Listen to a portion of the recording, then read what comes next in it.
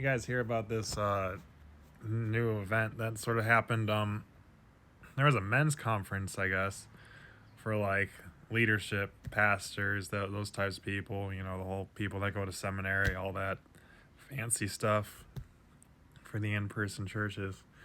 Um, they basically had like a male stripper at a men's conference for pastors, and they said that they paid like $160 for the tickets, and they were like basically forced to sit there and watch this male stripper for like 6,000 men for a men's conference, and like these are supposed to be Christian men, and this is not okay.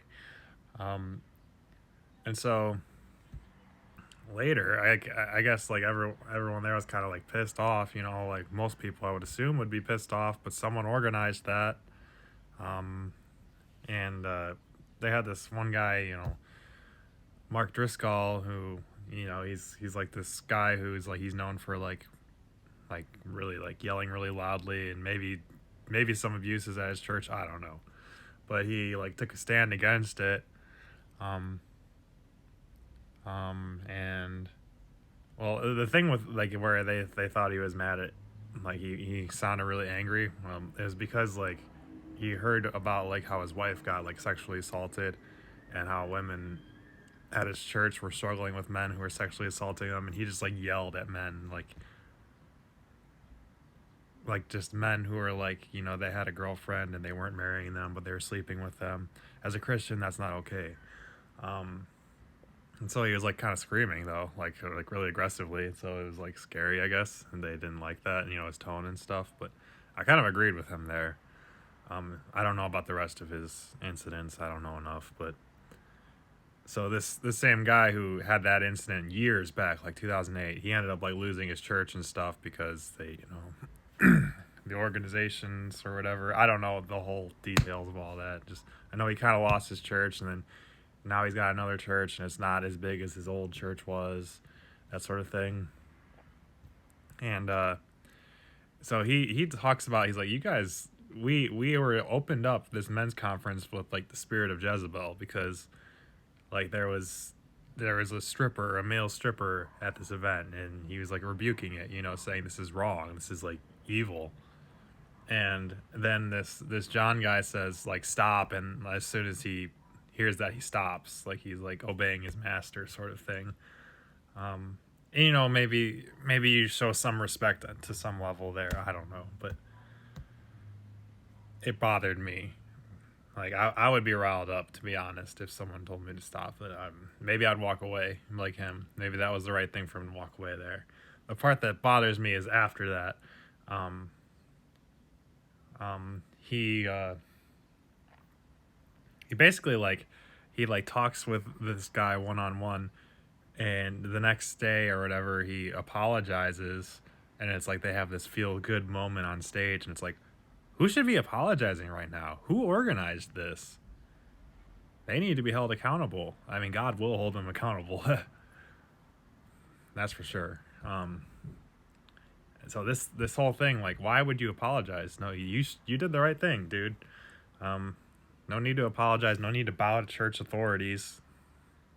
I mean, did Martin Luther bow to the Catholic authorities? No, he took a stand. You have to. And this church needs a reformation. It's wicked. And that's what's going to happen. Tribulation, you know, as soon as things get hard, oh, you don't want to lose your kingdom on earth, you know, your money that you get at churches and stuff. I mean, think about this. I've heard of like they had Baptist conferences where pastors admitted to seeing the Bible changes, but they were going to tell people, oh, it's just translation issues. This is apparently, I heard about this. And so there are leaders who can see the changes, but they want to like gaslight you and tell them that it's not happening, that it's a translation issue. And I don't think that's true. I think that honestly people just cannot see the changes because they're spiritually not right, is my best guess. Something is really not right if you can't see that unicorns and satyrs were not supposed to be in the King James Version of the Bible, that the book of Revelations is now revelation. Um, I mean, there's all sorts of nuts things like, oh, the she bear who mauled all these kids. Like, she bear? Like, we checked the sex of the bear. Like, what? I'm just like, we got Jesus saying, those enemies which would not have me reign over them, bring them hither and slay them before me. It's like, but in like the Spanish translation, that's behead them, and who beheads? The religion of Islam loves to do that, and now they're making Jesus and the Bible sound a lot like Muhammad type people. Islam. Kill the infidel. Which is not what Christianity is about. And it's like, if people are just going to think that the Bible cannot change and they'll do whatever the Bible tells them to do, there's going to come a point, this thing keeps going, and I believe it is, where that is going to tell you, worship the Antichrist. And they're going to do it because that's what the Bible's telling them to do. Because they don't have a relationship with Jesus. That's my best guess. Are they just, for some reason, God has not opened their eyes to the changes yet. I don't know why they can't see it.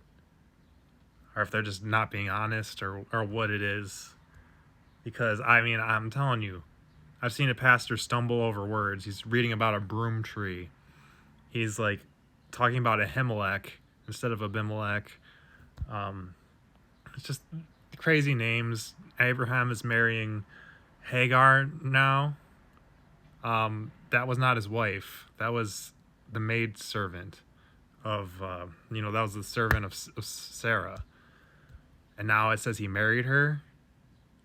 And so it's giving off this impression that everyone you have sex with means you married them, but that's not true. The Bible does not teach that. That's false. But now people are teaching that. It's like, things are getting ridiculous. There's all these false teachings popping up because the Bible changes. And because people can't see them. Why can't they see them? I wonder. And so I'm just left with this sort of thing. Like, if I go to an in-person church, am I supposed to tell them about the Bible changes? Say they're teaching on something that's really important. What do I do? Do I just maybe I need to hammer something on the church bulletin things or whatever? Just like, Bible's changing, and sound like a crazy person, because how can they not see this? God's people will be hated by the world, and a lot of these churches resemble the world. They get cliques and stuff like that. You're rewarded for hiding the truth. That is not what Christianity is about. No. Repent, people. This is not okay. And I just heard in my head, thoughts, download, whatever you want to call it, Ahab. And I'm like, I don't remember Ahab. I know he's a character in the Bible. I looked him up. Who is he? Oh, he's the husband of Jezebel. And I was just looking up the story, and basically he bowed to Jezebel. And Revelations, which is now called Revelation, tells you oh, you tolerate that woman Jezebel. Don't tolerate that woman Jezebel, because she's wicked, promoting lust, sexual sin, and that's not okay in the church. It's not okay. You can't say, oh, well, it's okay, we all struggle with it. No, you gotta cut that stuff out. As a Christian, you have to avoid whatever it takes to get porn out of your life.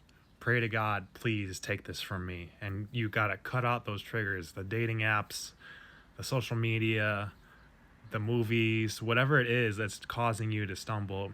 Even if you have to go to the gym and stare at the ground, because the women, today dress like prostitutes there, or the beach, stare at the ground, or if you, whatever it is, don't go to the beach. I don't know. Until you at least get a better sense of self-control, and, just pray that God enables you to do, that his grace works through you to do good. Don't tolerate that woman Jezebel. Don't be like Ahab. Ahab was slain for being wicked.